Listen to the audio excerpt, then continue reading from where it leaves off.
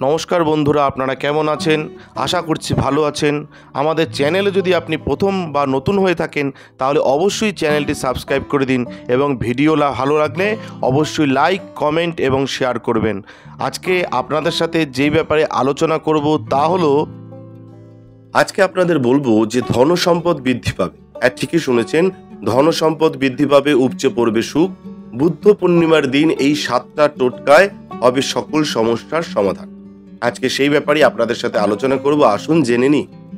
জ্যোতিষ মতে বুদ্ধ পূর্ণিমার দিন বাড়িতে যদি কোনো মাঙ্গলিক কাজ করা হয় তাহলে খুব শুভ ফল পাওয়া যায়।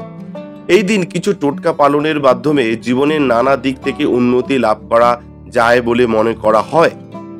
12ই মে এবছর পালিত হবে, অর্থাৎ 2025-এ 12ই মে সোমবার পালিত হবে বুদ্ধ পূর্ণিমা।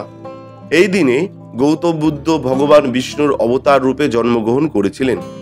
পরবর্তী সময়ে এই দিনেই গৌতম বুদ্ধ বোধি লাভ করেছিলেন।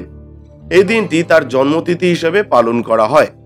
জ্যোতিষ মতে বুদ্ধ পূর্ণিমার দিন বাড়িতে যদি কোনো মাঙ্গলিক কাজ করা হয় তাহলে তা খুবই শুভ ফল পাওয়া যায়। এই বিষয়ে কিছু টোটকা পালনের কথা আমি বলবো, যেই টোটকা পালনের মধ্য দিয়ে জীবনে নানা দিক থেকে উন্নতি লাভ করা যায় বলে মনে করা হয়। প্রথম অর্থাৎ 1 নম্বর টোটকা হচ্ছে, এই দিন অর্থাৎ বুদ্ধ পূর্ণিমার দিন বাড়িতে শ্রীকৃষ্ণের পূজা করতে পারলে খুব ভালো ফল পাওয়া যায়। অর্থাৎ বাড়িতে শ্রীকৃষ্ণের পূজা করা যায়। এছাড়াও এই দিন বাড়িতে শ্রী বিষ্ণু, শ্রী নারায়ণের পূজাও আপনারা করতে পারেন, তাহলে কিন্তু খুব ভালো ফল পাবেন। 2 নম্বর, বুদ্ধ পূর্ণিমার দিন বাড়িতে অবশ্যই লক্ষ্মী পুজো করুন। পুজো করার সময় একটা হলুদ কাপড়ে 7টা কুড়ি, 7টা গোমতী চক্র, 7টা হলুদের গাঁট এবং কিছুটা সাদা সর্ষে নিয়ে একটা পুটলি তৈরি করুন। তারপর সিংহাসনে দেবী লক্ষ্মীর সামনে সেটি রাখুন। পরের দিন সেই পুটলিটা সিংহাসন থেকে তুলে টাকা রাখার জায়গায় রেখে দিন। নিত্যদিন অর্থাৎ প্রতিদিন সেটিতে ধূপ ধুনা দেখান এবং তাতে ধন সম্পদ বৃদ্ধি পাবে, এটা কিন্তু মাথায় রাখবেন। 3 নম্বর হচ্ছে, এই দিন সকালে স্নান সেরে অশ্বত্থ গাছের পুজো করুন। পুজোর সময় সাদা মিষ্টি, সাদা ফুল এবং গঙ্গা জলে কাঁচা দুধ মিশিয়ে গাছটির গোড়ায় ঢালুন, তাহলে শ্রী বিষ্ণুর আশীর্বাদ আপনার উপর বর্ষিত হবে। 4 নম্বর, বুদ্ধ পূর্ণিমার দিন সন্ধ্যাবেলা কাঁচা দুধে সামান্য চিনি এবং আতপ চাল মিশিয়ে চন্দ্রদেবকে অর্পণ করুন, তাহলে আপনার উপর চন্দ্রদেবের আশীর্বাদ অবশ্যই বর্ষিত হবে। 5 নম্বর, এই দিন মনে প্রাণে ভক্তি ভরে মহাদেবের পুজো করুন এবং মহাদেবের নাম জপ করে ধ্যান করুন। ভোলেনাথের কৃপায় সব ব্যাপারে সবকিছুতে আপনি এগিয়ে যাবেন এবং আপনার মনস্কামনা পূর্ণ হবে। 6 নম্বর, বুদ্ধ পূর্ণিমার দিন বাড়ির 3টি জায়গায় ঘিয়ের প্রদীপ জ্বালুন। মাথায় রাখবেন, বাড়ির 3টি জায়গায় ঘিয়ের প্রদীপ জ্বালুন।